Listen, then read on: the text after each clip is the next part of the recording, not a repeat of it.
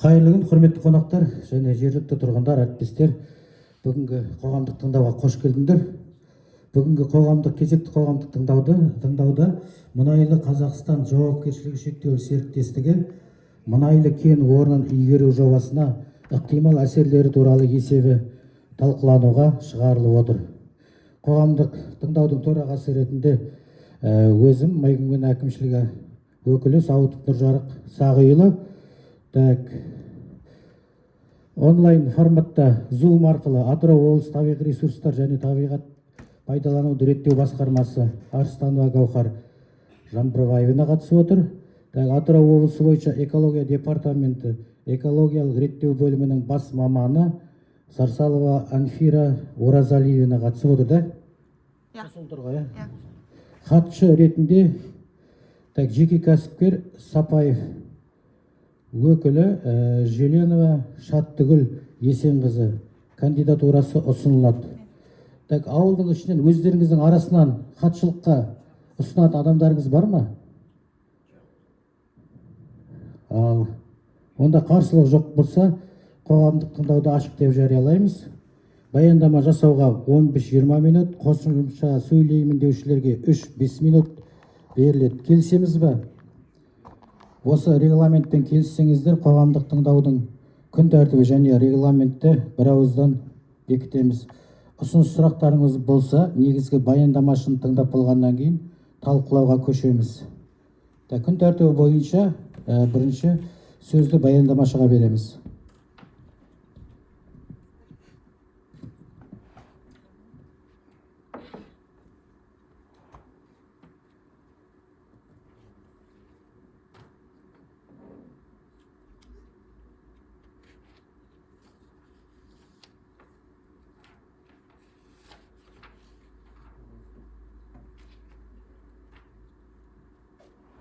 Саламатсыздар ма?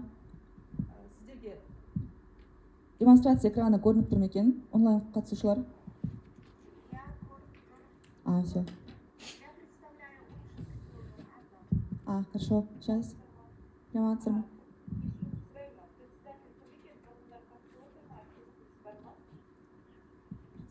Председатель ауыл әкімі Майкүнген. Көрініп тұр ма сізге? Я залда сізге көрініп тұр ма екен зал қазіргі? Осы органдардан сіз Гаухарсыз, ОПР, сосын департамент экологиядан. Тест? Сіз жоқ.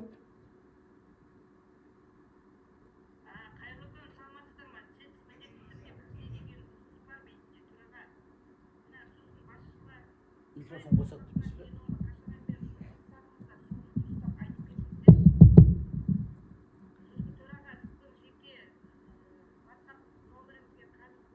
Жаным демейсіз бе?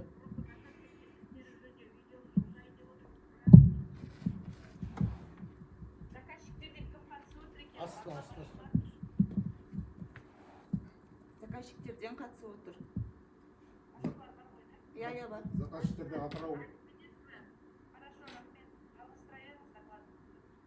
Бірінші докладты бітіріп алып, сосын сұрақтарға көшсек. Жақсы.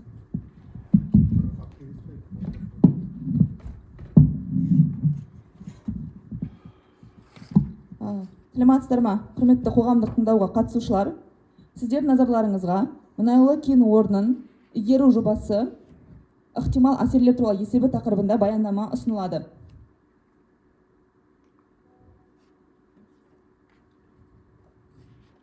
Кәсіпорын туралы жалпы мәліметтер. Мұнайлы Қазақстан жауапкершілігі шектеулі серіктестігі 27-17-ді шекаралары арасындағы контракт аумағында жер қойнауын пайдалану жөніндегі операцияларды жүргізеді. Геологиялық бөлініс алаңы 0,782 шаршы километрді құрайды. Тереңдігі палеозой фундаментіне дейінгі аралықты қамтиды. Осы аумақта 0,132 шаршы километр көлеміндегі тау-кен бөлінісі орналасқан. Жоспарланған қызмет мұнайлы кен орнын өнеркәсіптік игеруді, мұнайлы кен орнын игеру жобасы атты базалық жобалық құжаттың жобалық шешімдеріне сәйкес жалғастырумен байланысты. Қазіргі уақытта кен орны 2021 жылы 1 сәуірден бастап жер қойнауын пайдаланушының дағдарыстық жағдайына және бекітілген көрсеткіштері бар қолданыстағы жобалық құжаттың болмауына байланысты уақытша консервацияда тұрды. Мұнайлы Қазақстан жауапкершілігі шектеулі серіктестігінің контракт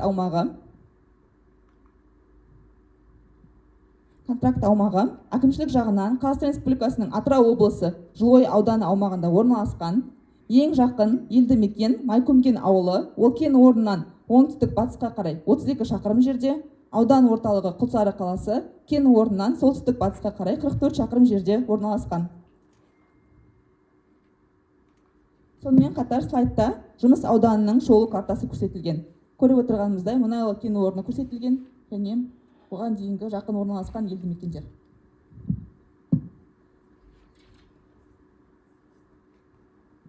Келесі жоспарланған қызметтің сипаттамасы. Мұнайлы кен орнын игеру жобасы Қазақстан Республикасының мұнай мен газ кен орындарын игерудің бірыңғай қағидаларына сәйкес өндірілетін өнімді жинау және дайындау нысандары мен кен орны орналастыруды қарастырады. Сұйық өндіру көлемдерін реттеу мақсатында өнімді қабаттар 3 игеру нысанына біріктірілген.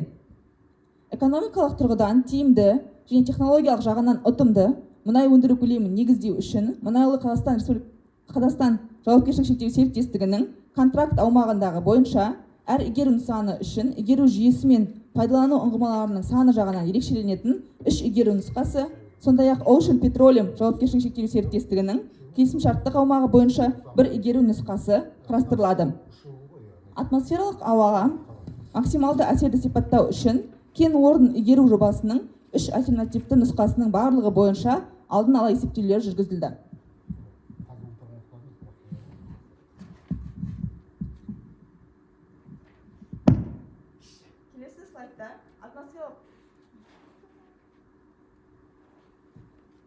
Келесі слайдта жоспарланған қызметтің сипаттамасы. Атмосфералық ауаға түсетін ең жоғары жүктеме 2030 жылға сипатталады. Әрбір нұсқа үшін айтып өтілген 3 нұсқа бойынша қызмет кезеңдері мен жұмыс кешендері қарастырылады.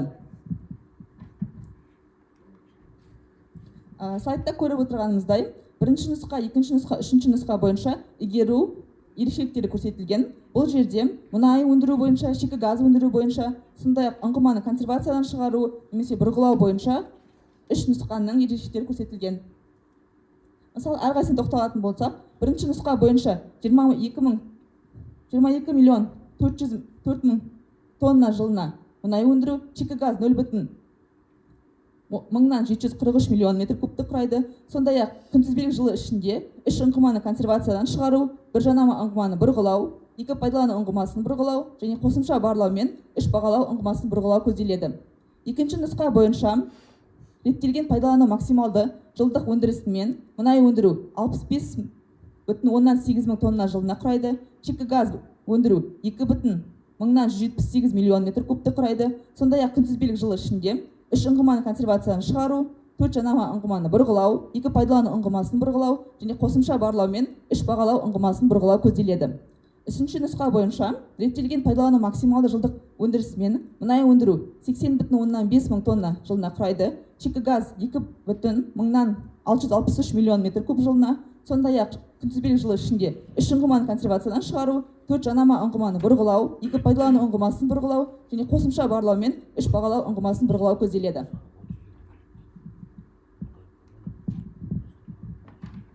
Келесі слайд ол атмосфералық ауаның жай-күйіне әсерін бағалау. Жоспарланатын жұмыстар қызметі кезінде ластауыш заттардың шығу көздері слайдта көрсетілген. Оның ішінде әр кезең бойынша кен орнын реттелген пайдалану кезеңінде 17 шығарынды көзі анықталды. Оның 8-і ұйымдастырылған, 9-і ұйымдастырылмаған шығарындылар көздері.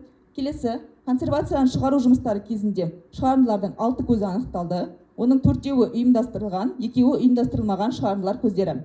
Келесі жанама ұңғыманы бұрғылау жұмыстары кезінде шығарындылар көздерінің саны 19 бірлікті құрайды. Оның 10-і ұйымдастырылған, 9-і ұйымдастырылмаған шығарындылар көздері. Келесі өндіру ұңғымаларын бұрғылау жұмыстары кезінде барлығы шығарындылар көздерінің 23 көзі анықталды. Оның 10-і ұйымдастырылған, 13-і ұйымдастырылмаған шығарындылар көздері. Соңғысы қосымша барлау жұмыстары және 7 бағалау ұңғымасын бұрғылау кезінде 37 шығарынды көзі анықталды. Оның 18-і ұйымдастырылған, 19-і ұйымдастырылмаған шығарындылар көздері.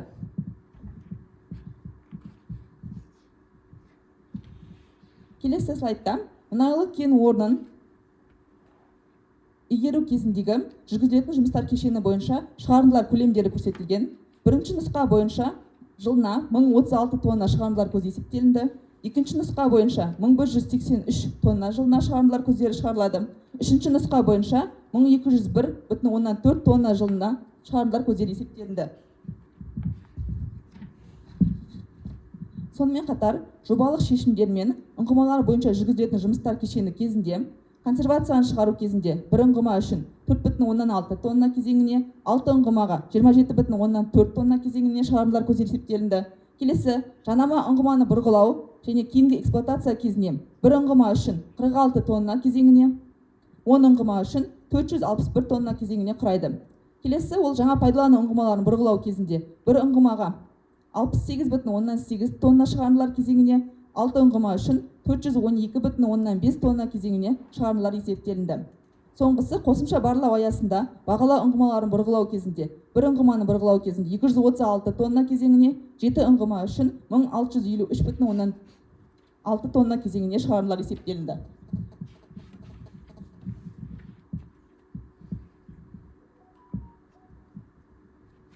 Келесі, қарастырылып отырған жұмыстар кезіндегі су нысандарына әсерді бағалау. Жалпы участка бойынша беткі және жерасты тұщы су көздері жоқ, сондықтан кәсіпорында шаруашылық тұрмыстық, ішу және өндірістік қажеттіліктер үшін қамтамасыз ету үшін келісімшарт негізде жеткізілетін әкелінген су қолданылады. Санитарлық құрылғылардан шығатын тұрмыстық сулар, өндірістік сулар, жаңбыр сулары барлығы арнайы ыдысқа, септиктерге жинақталып, келісімшарт бойынша үшінші тарап ұйыммен шығарылып отырылады.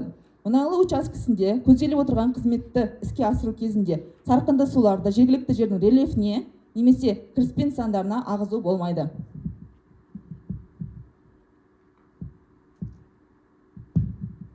Келесі слайдта мұнайлы кен орнын игеру жобасы бойынша суды пайдалану сандық көрсеткіштері көрсетілген. Оның ішінде кез келген нұсқа бойынша ең жоғары жүктемелі жылы үшін су пайдалану 21,717 метр куб жылына, су бұру көрсеткіші 15,701 метр куб жылына, қайтарылмайтын тұтыну 5,715 метр куб жылына құрайды.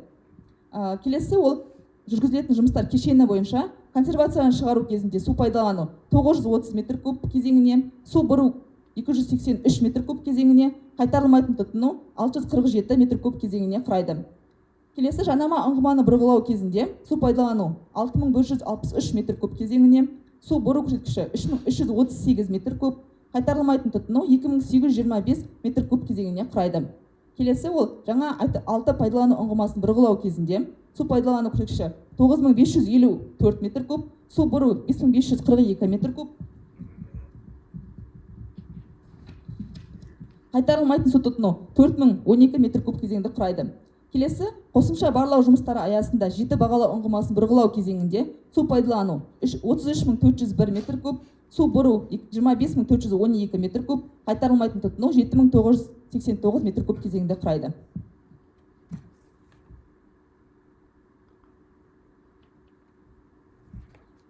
Келесі, ол қалдықтардың түзілу түрлері мен көлемі бойынша ақпарат. Өндірістік қызмет барысында қарастырылатын учаскеде 10 атаулы қалдықтардың түзілуі күтіледі. Оның ішінде майланған шүберек, қолданылған майлар, қолданылған люминесцентті шамдар, май ыдыстарының металл контейнерлері, химиялық реагенттердің ыдыстары, бұрғылау шламы, қолданылған бұрғылау ерітіндісі, дәнекерлеу электродтарының қалдықтары және қатты тұрмыстық қалдықтар және металлолом болып табылады. Кәсіпорынның өндірістік нысандарында қалдықтарды жинау және уақытша сақтау арнайы алаңдарда жүзеге асырылады. Бұл қалдықтардың қауіптілік деңгейіне сәйкес келетін болады. Қалдықтар жинақталған сайын олардың қауіптілік класына сәйкес әр топқа арналған ыдыстарға салынады. Жобаланатын жұмыстарды жүзеге асыру барысында өндірістік және тұтыну қалдықтарының барлығы мамандандырылған ұйымға келісімшарт негізінде утилизацияға беріледі. Келесі слайдта қарастырылып отырған жұмыстар кезіндегі қалдықтардың жинақталу лимиттері көрсетілген. Қалдықтардың түзілу және жиналу көлемі жылына ең жоғары жүктеме жылы үшін 4636 тонна жылына құрайды. Консервацияны шығару кезінде 30 тонна жылына құрайды. Жанама ұңғыманы бұрғылау кезінде 4163 тонна жылына құрайды. Өндіріс ұңғымаларын бұрғылау кезінде 4365 тонна жылына құрайды. Және бағалау ұңғымаларын бұрғылау кезінде 5184 тонна жылына құрайды. барлық қалдықтар арнайы орындарда жинақталып утилизацияға тапсырылатын болады.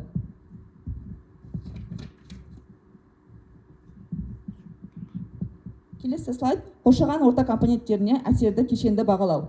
Қоршаған орта компоненттеріне әсер етудің кешенді бағасын анықтау үшін біз маңыздылық санатының компоненттік балынан орташа мәнді табамыз. Слайдта кестеде көрсетілгендей, қоршаған орта компоненттері бойынша әсер ету көрсеткіштері көрсетілген. Бұл жерде кеңістіктік масштаб, уақыт шкаласы әсер ету қарқындылығы бойынша есептелінеді. Мұнайлы учаскесінде жобалық шешімдерді іске асыру кезінде интегралдық әсер кестеден көріп отырғанымыздай 19,9 баллды құрайды. Бұл қоршаған орта компоненттеріне әсер етудің орташа деңгейіне сәйкес келеді.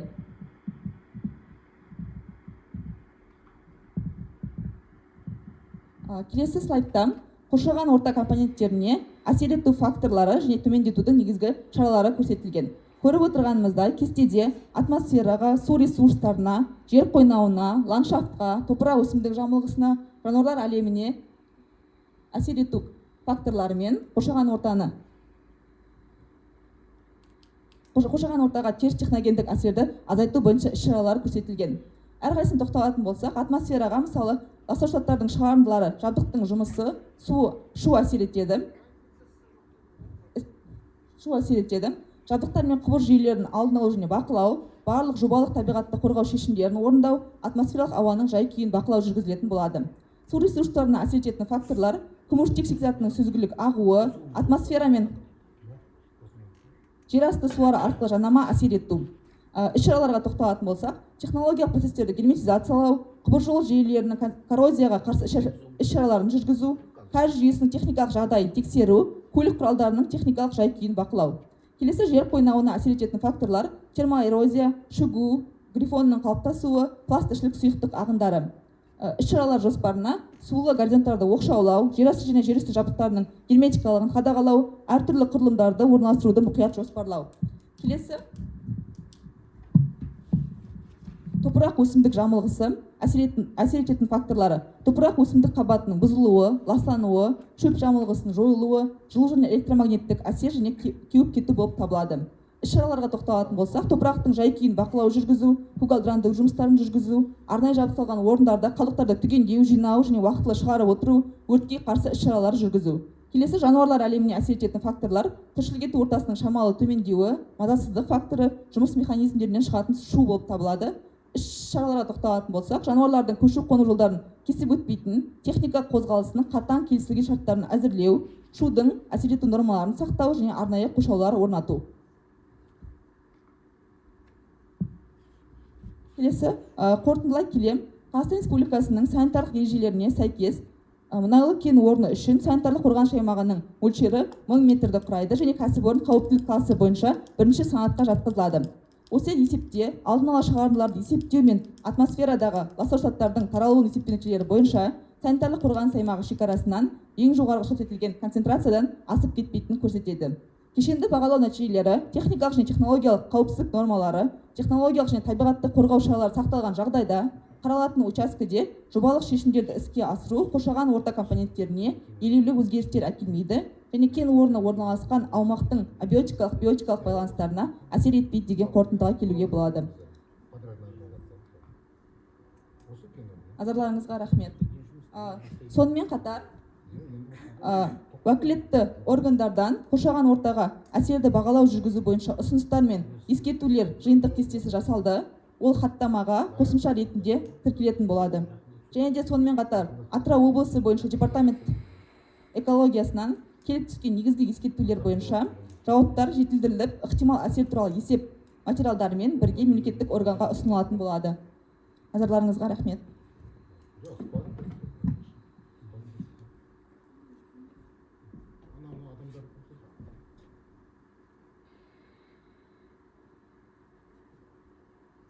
Сұрақтарыңыз болса қойсаңыз болады. Қазір я.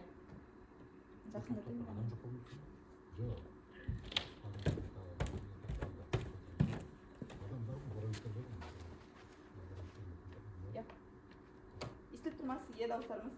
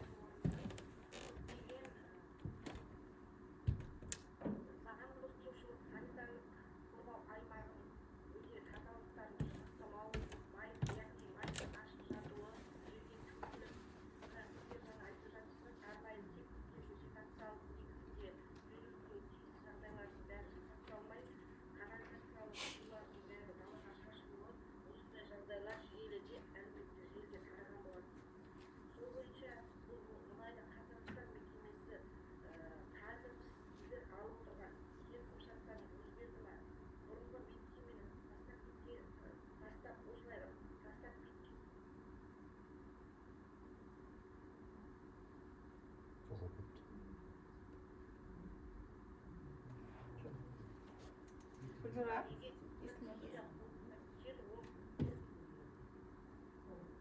Гүлмира, сіздің дауысыңыз үзіліп естіліп отыр.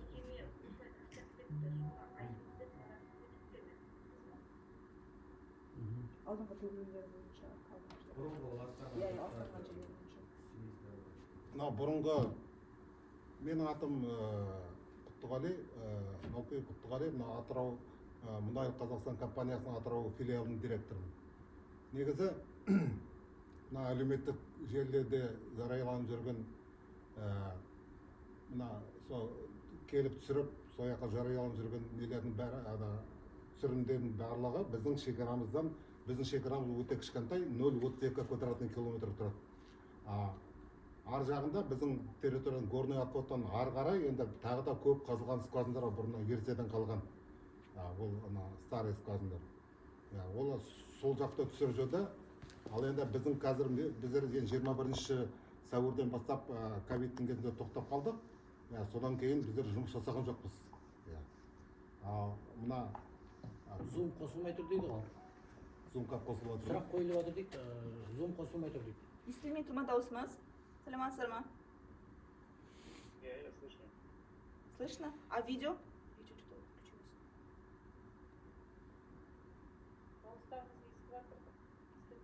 А видео көрініп тұр ма сізге?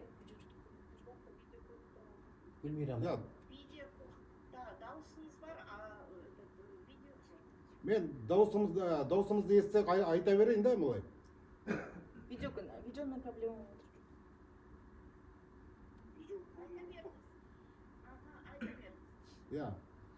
Сол біздер 21 сәуірден бастап, 21 жылдың сәуірінен бастап біздер негізі тоқтап тұрмыз. Енді жұмысты 25-дің басынан, осы жылдың басынан бастап, қазір осы жолы бойынша қайтадан біздер жаңғыртқымыз келеді, жұмыс бастағымыз келеді. Сол үшін осы жобаны біз дайындап отқан жайымыз бар. Ал жаңа кейбір түсірілімдер алдында Фейсбукта жүр, бір ашық жатқан мұнай, тағы бірден ол біздің сыртымызда бұрыннан ертеден қалған нелер шығар, түсірілімдер шығар, біздің өзіміздің горный отводтың шекарасында ондай жағдайлар жоқ. Неге десеңіз, сол Фейсбуктен кейін біздің экология департаментіне запрос келген, сол бойынша олар Запқатнедр дейтін мекемеге ұсыныс берген тексеруге. Сол кісілер келіп тексеріп, біздің ескі скважиндардың барлығын фотоға түсіріп алып кетті, ешқандай не болған жоқ онда. Себеп болған жоқ онда түсірілімдер. Біздің сыртымызда, біздің өзімізде бұрыннан қазылған 49 скважин бар, солардың барлығын фотоға түсіріп алып кетті, өзіміздің горный отвод. Сыртымыздағы скважиндарға біздің мекеме оған енді жауап бере алмайды. Осылай, тағы басқа сұрағыңыз болса. Біздің жаңа канализация, су не дейді, ондайдың далаға кетіп атқан жоқ. Біздің басымызда қазір тұрған біздің мердігер компания бар, Боровой компания. Олар дейтін сол 21 жылдан, 20 жылдан басына бастап тұр. Олардың өздерінің городогы бар. Олар өздері бөлек басқа бір мекемемен келісімшартта отырып, солай шығарып жатыр олар канализация суларын, басқа қалдықтарын. Шламдарды. Шлам бар ма? Шлам бізде жоқ, 21 жылдан бастап шлам жоқ. Шламдардың бәрін енді болашақта біздер шламдарды, барлық канализация, барлық қалдықтарды, Құлсардың басында 2 компания бар, солардың біреуімен келісімшартқа отырамыз. Экотехник дейтін компания бар, Промэкология дейтін компания, сол екеуінің біреуімен келісімшартқа отырып, солай жұмыс жасайтын боламыз. Болашақта бірінші біз осы жобаны қорғап алуымыз керек. Мемлекеттік экспертизадан өткізсек, содан кейін бар жұмысымызды енді бастаймыз. Қайырлы күн, мен үзіліп кеттім, айта алмай қалдым. Мен сұрағыма қалай жауап берер едіңіздер? Мен мана төраға болып отырған ауыл әкімі Нұржан ағайға жібердім видеоларды. Осыған дейінгі жасаған жағдайлар сіздердің істеріңіз бар, басқа компанияның ісі бар, соған не айтасыз? Мына түсірілген, қашан түсірілген не видео? 24-ші Мен жақын өткенш. 24-ші түсірілген видео дейсіз ба? Иә. Мен білмеймін, мұндай видео болмау керек негізі. Сіз неге білмейсіңіз, сол жерде жұмыс жасасаңыз, анау ашық қантар майдың жерде төгілуі, септиктің жұмыс жасамауы, сіздер проектіде қазір айтып жатсыздар, арнайы септиктерге жинақталып, мердігер мекемеге жөнелтілуі керек, заңда солай. иә иә тыңдалым өткіздіңіз ба? Қай жерге өткіздіңіз? Мұнайлы Қазақстан жауапкершілігі серіктестігі бойынша сіз тыңдалым өткіздіңіз ба? Бұл Сарыағашқа қай жерге өткіздіңіз бұрында? тыңдалым қай жоба бойынша өткізуіміз керек еді? Енді сіз мына 21 жыл 1 сәуірден бастап дағдарыс бойына байланысты тоқтаттыңыз дедіңіз. Иә. Тастап кеттіңіздер ме? Осылай болды.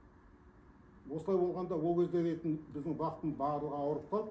Иә, сол кезде бақта түгелімен ауырып қалды сол кезде ковидте. Сол кезде біздер басқа алмастырып, сосын жұмыстың бәрін тоқтатып, солай кетіп қалдық. Иә. Енді қараңыз, сіз қалай жауапкершілікті алайын деп отырсыз, жердің бәрін бүлдіріп осылай қылып кеттіңіз. Қайтадан колхоз жасайын деп отырсыз. Жердің бәрі бүлінген жоқ, ана дейтін түсірілген біздің территориямызда түсірілмеген не бұл видео? Енді мен ұсыныс берер едім тұраққа, осы жерді барлап бақылап сізді беріп қайтуға сізге. Белсенділерді қасыңызға ертіп Жылой ауданынан осындай әр жерді қарап зерделеп жүрген белсенділерді қасыңызға алып, осы жерді барып бақылауға зерделеуге ұсыныс түсірер едім мен. дұрыс. Одан кейін барып тыңдалымды өткізер едік. Сіз қазір мойныңызға алмайсыз әрине, себебі ол жерге ешкім барып отырған жоқ. Мына сіздің проектіңіз жобалаушы адамдар сізге қазір баяндаманы жүргізіп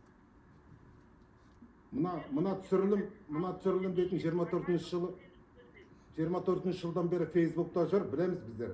Сол осы бойынша дейтін экология департаменті Завкатнедрға ұқсат берді, не берді, ұсыныс берді тексеруге. Завкатнедр тексеріп, бүкіл біздің келген жаңа скважиндарды, ескі скважиндардың барлығын фотоға түсіріп, өздері тексеріп кетті. Ешқандай біздерге не болған жоқ ол жерде. Бір-екі ұсыныс болды, ана скважиндардың ауыздарын қалпына келтірдіңдер, кейбір ашық жатқаны бар, неткені бар жаңағыдай. Атақ бұлай ашық жатқан мұнай көздері ондай болған жоқ біздерде. Біздің территориямыз сыртында мұрнынан қалған тағы да кен орындары бар ғой, может солардан түсірген шығар. Мынау біздің территорияда түсірілмеген нәрсе.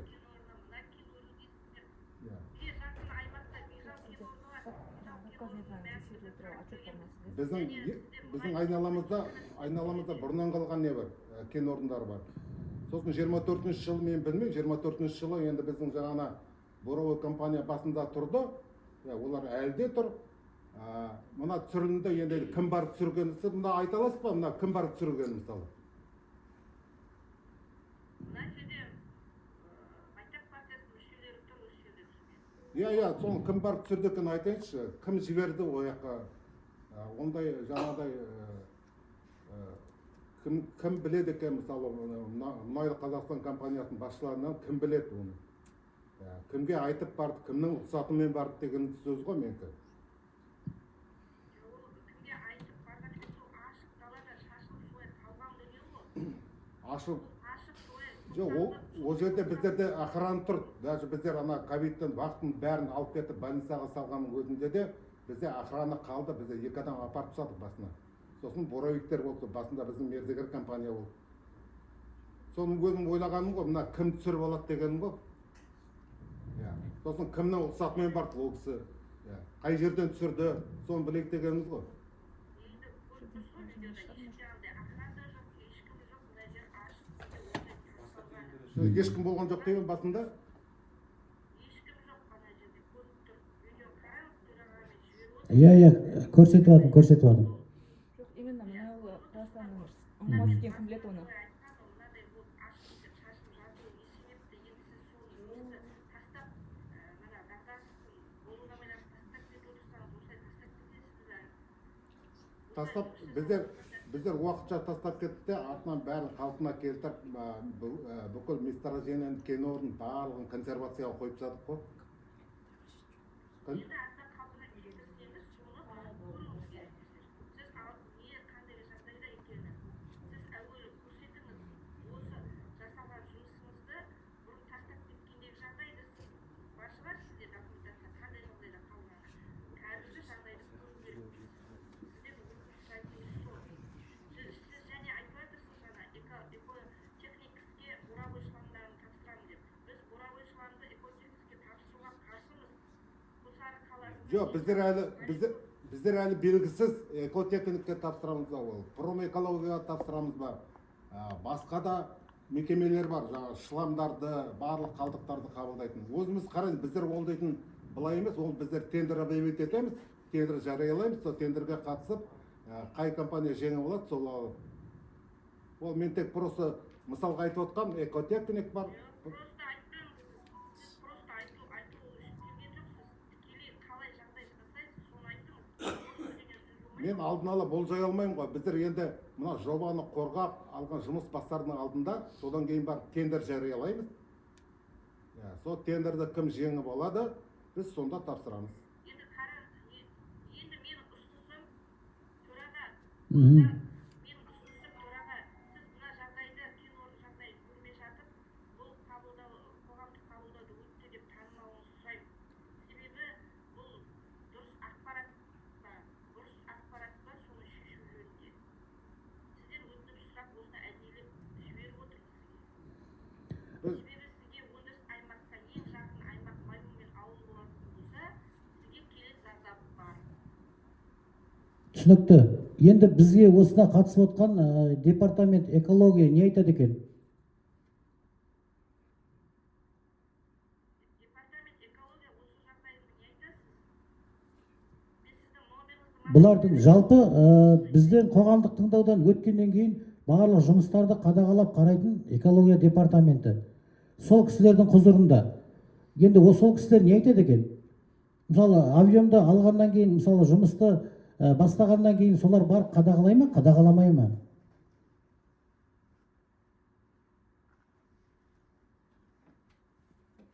экология бар ма?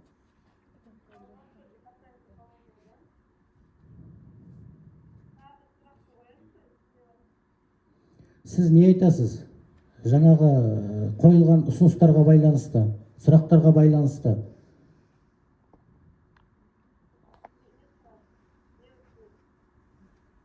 Мына неге мына жұмыстар алынғаннан кейін, кен орны жұмыс бастағаннан кейін сіздер қадағалап барып тексере аласыздар ма, тексере алмайсыздар ма дейді ғой, сондай сұрақ қойып отыр. Сұрақ, мысалы,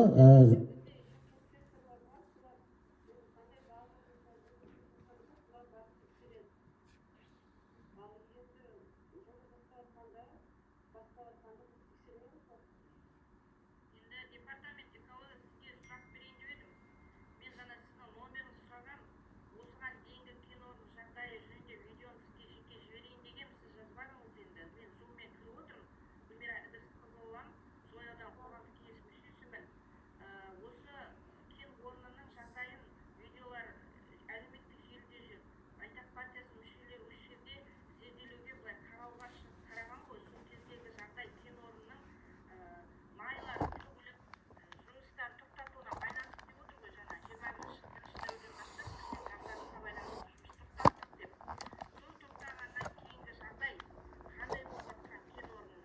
Сол түсірген видеоны сізге жеке жіберейін дегем. Жібере алмадым. Сосын жаңа төрағаға жіберіп отырмын. Енді бұл мекеме осы жұмысты бұрын жасағанда жерді осылай былғап тастап лақтырып кете ме? Қазір мен сұрақ басшыға жіберіп айтып отырмын.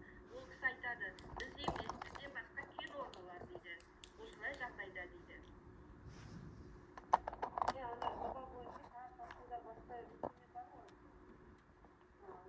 Қандай мекеме бар қасында? Бежал кен орнынан басқа бұндай жағдайда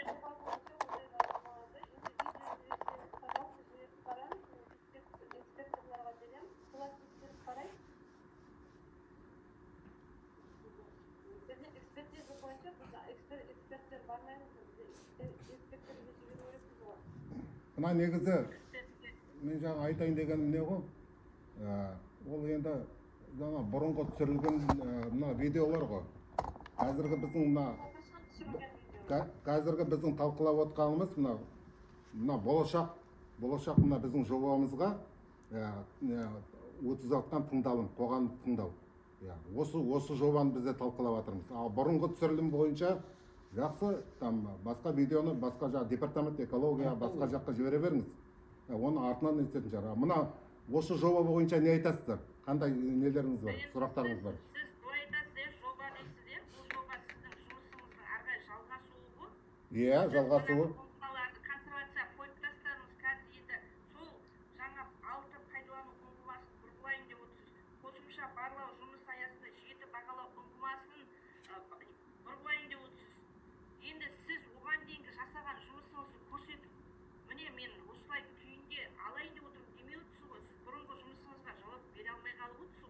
неге бұрынғы жұмыс мен айтып отырмын ғой 21 сәуірден бастап біздер тоқтап тұрмыз. Иә. 21 тоқтап тұрсаңыз жерді былғап тастап сосын қайтадан ол жерді тазартуға қайта келіп отырсыз ба, сонда жерді былғап ашық күйде тастап кетіп отырсыз ғой. ол бұлғанға ол жерде Ол бұлған жерде мал жайылатын, ана ашылған майды ішпеуіне кім кепіл? ол жерде бұлғанған жер жоқ. Ол жерде бұлғанған жер жоқ. Біз сенбейміз оған, сіз барып көрсетіңіз бізге. Міне жоқ дейміз, ешқандай. Міне осы жер тап-таза күйінде қайтадан мен консервациядан ашып, осы жерді пайдалану ұңғымасында жұмыс жасайын деп отырмын, бұрғылайын деп отырмын деп. Мен сізге соны ұсынып отырмын. Сіз оны айта алмайсыз. Бұрынғы видео деп. Өзінің жеріне жібереміз тағы да біздер. Мына экспертіне барсын, қарасын, сол жер қандай жағдайда екенін. Және біз ұсыныс береміз сізге. Как визитер ретінде бізді апарып көрсетуге. Біздер осы қоғам тыңдауды 1 ай бұрын дейтін жарияладық, газеттерге жарияладық. Неге ертерек айтпадыңыз дегеніміз ғой, әбден өзі. Мен ертерек айтпаймын сізге, мен тыңдалым болғанда айтамын сізге. Мен құқым бар, заңда құқым бар, Конституция заңы бойынша Қазақстанның азаматшасы ретінде қоғамның тыңдауға қатысып өз пікірімді білдіруге. Дұрыс. Оған қарсылығым Мен жоқ. сізге алдын ала айтып, олай жасамаймын себебі қазір өтіп жатыр ма, мен қазір айтуға құқығым халықтың алдында. Жоқ, оның әңгімесі жоқ. Ол сіздің өзінің құқыңыз бар. Ол жөнінде. Просто ертерек айтқанда біз ертерек апарып сізді көрсететін едік дегенім ғой. Ертерек айта алмаймын, осы қалай тыңдалым өтіп жатыр. Мен сіздің жобаңызды тыңдау үшін және оған дейінгі жасаған жұмысымыз бойынша сұрақ беріп жатырмын. Жұмысымыз кезінде жасалды. Біздер 19 жылдан бастадық жұмысымызды. Соны айтып отырмын ғой, 3 жылға жоба бойынша жұмыс жасадық, бірақ 3 жылға да жеткен жоқпыз. Жаңағыдай дағдарыс бойынша барлығын тоқтатып кетіп қалды. Ан жерде дейтін ешқандай. Кешіріңіз, перенос жасауға ұсыныс беріп отырмын, 5 күнге шегеріңіз, соның ішінде апатын келіңіз кен орнына. Сіз қазір қай қаладасыз? Мен Құлсары қаласында тұрамын. Құлсары қаласында? Бүгін бір күлетін. Бүгін апарып келек пе сізді қалай?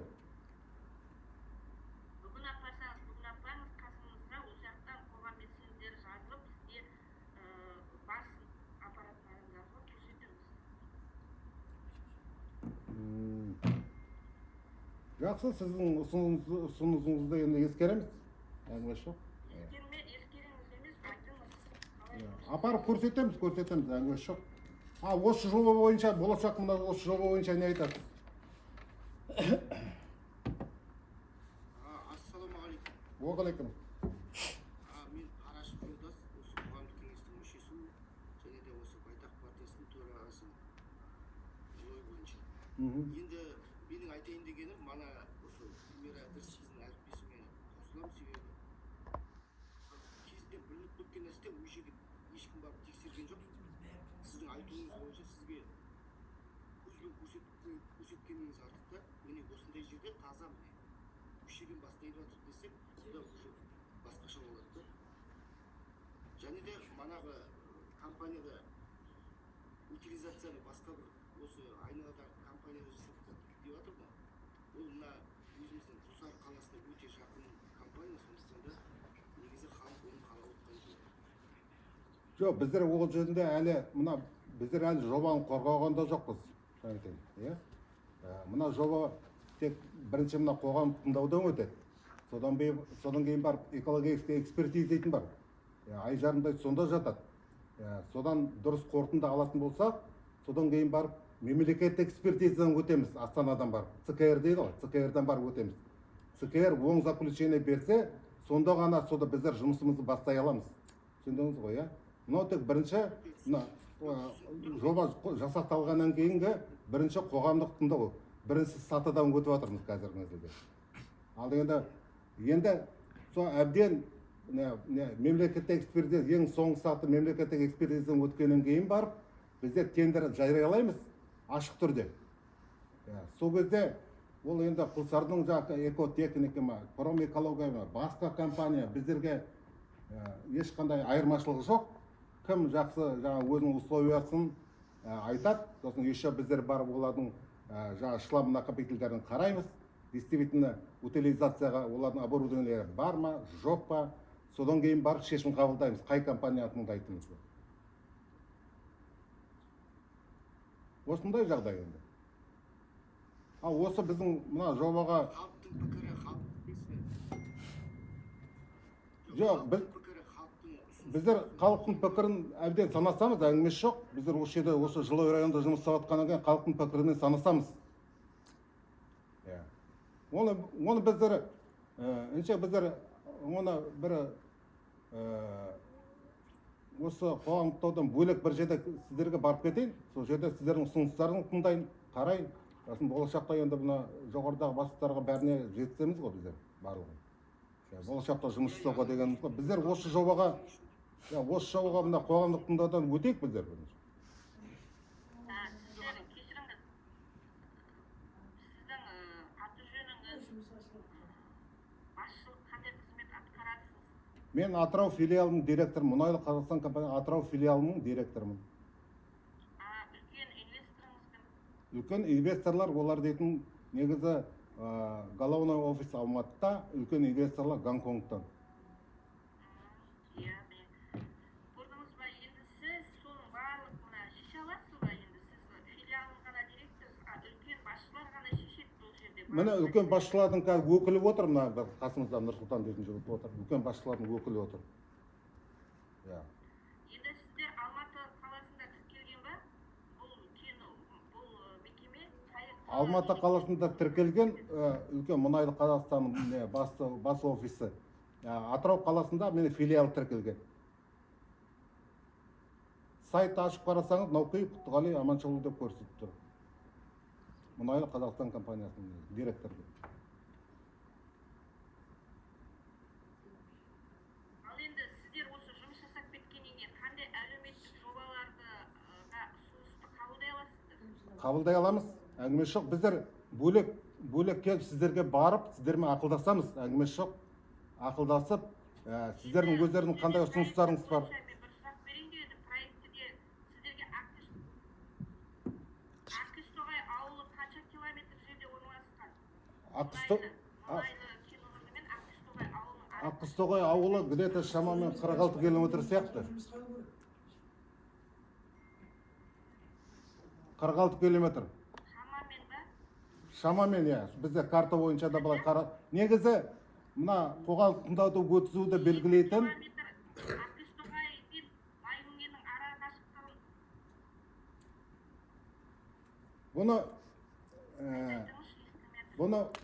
мына нені қоғамдық тыңдауды өткізетін белгілейтін мекеме емес, мемлекеттік орган, ол дейтін УПР, Управление природного ресурса природопользования дейтін бар, областной департамент управление ішінде, областной акиматтың ішінде.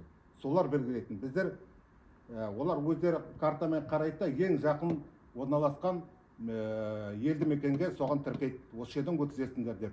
Негізі болашақта келетін осы қоршаған ортаға келетін зиянның барлығын сезетін ең жақын орналасқан не ғой?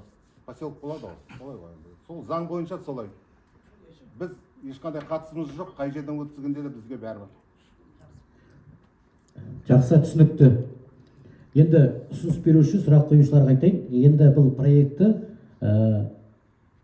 осы қоғамдық тыңдаудан өткізуге түсіп тұрған алғашқы проекті.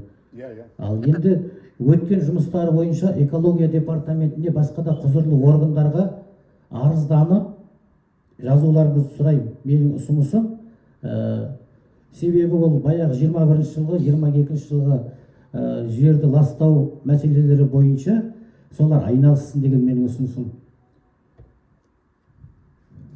Тағы бар ма сұрақтарыңыз? Ауылдан, тұрғындардан қатысып отқан.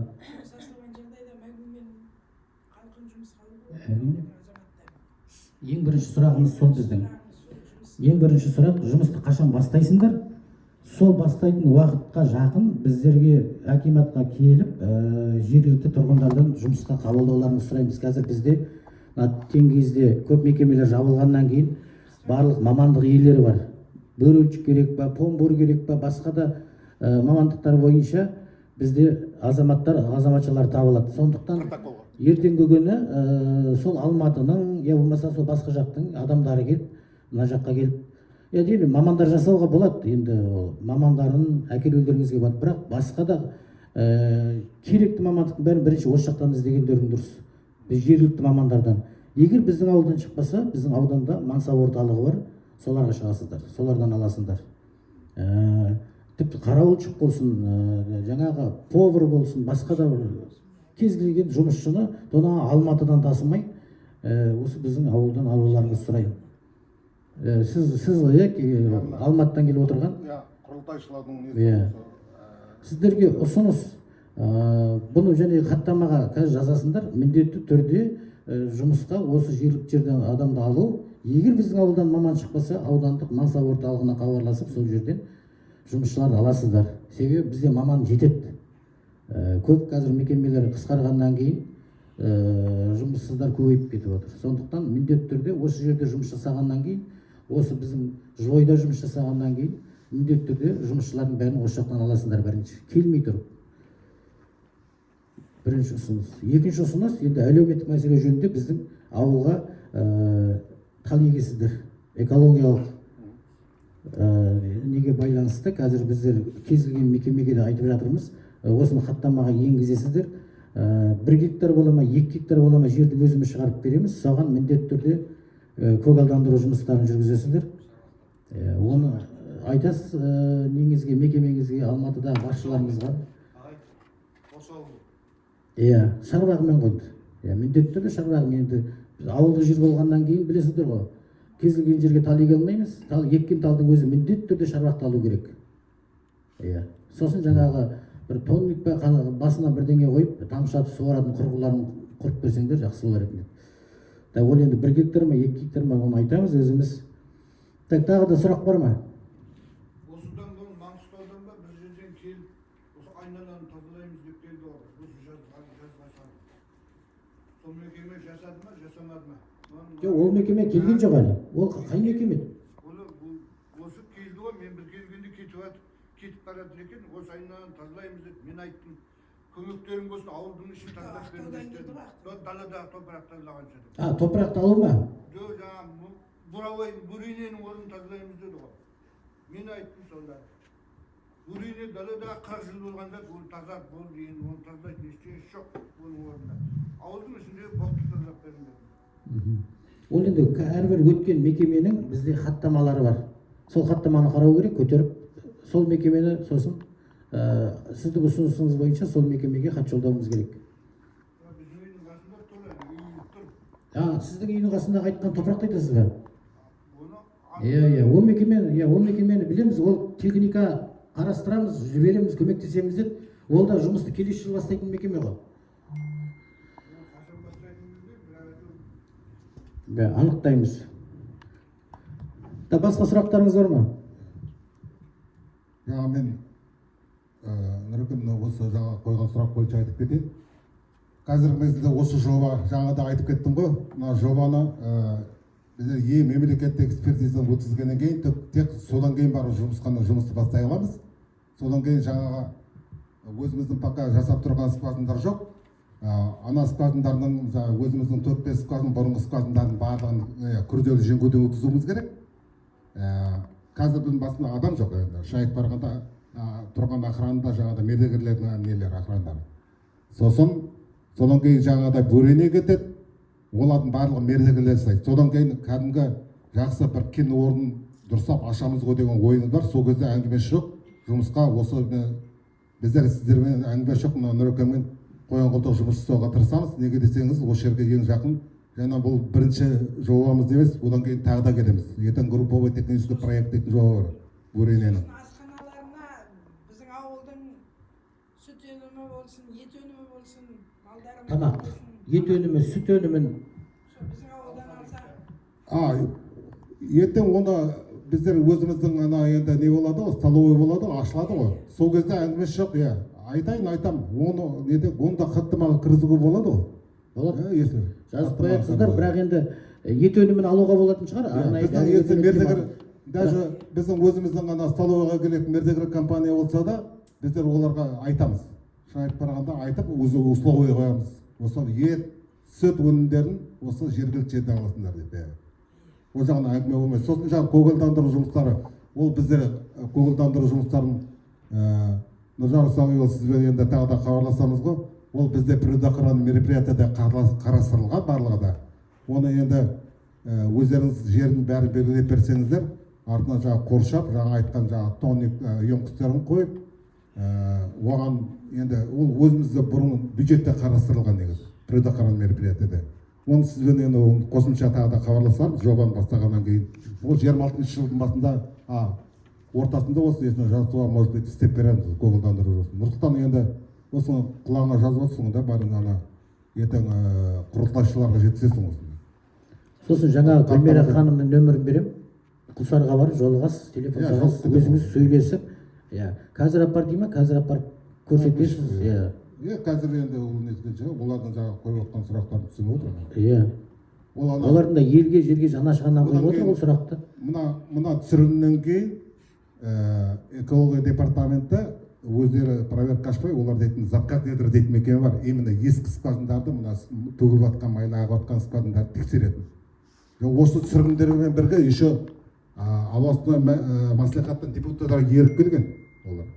Сосын артынан барып сұрадым ғой, сосын артынан барып өлшеп, біздің горный отвод дейтін өзі 0,32 квадратный километр қазір алып отқан. Ол дейтін былай қарағанда былай 300 метр, былай 400 метр жер ғой. Шайып қарағанда. Ол жаңа біздің сыртымызда тағы да бұрына ескіден қалған скважиндар бар. Ол где-то тоже 40 шақты скважиндар. Олар барғанда сол жерлерді түсіріп, бәрі біздікі деп есептеп әкеліп неткен ғой. Оны ертең барып өзіміз жаңа кетіп баратын жолдан сөйлесеміз қазір. Жаңа байтас деді ғой да? Нөмірін берем қа Гүлмира ханым. Қоғамдық бірлестік қой да? Ол кісілермен әдемі сөйлесеңіз. Жақсы, рахмет. Басқа сұрақтарыңыз бар ма? Басқа сұрақ болмаса, онда қоғамдық тыңдауды өтті деп есептейміз. Қоғамдық тыңдаудың қорытындысы бойынша хаттама жасақталады. Онда бүгінгі мәселе бойынша ұсыныстар мен ескертпелер енгізіледі. Осымен қоғамдық тыңдау жабықты жариялаймыз.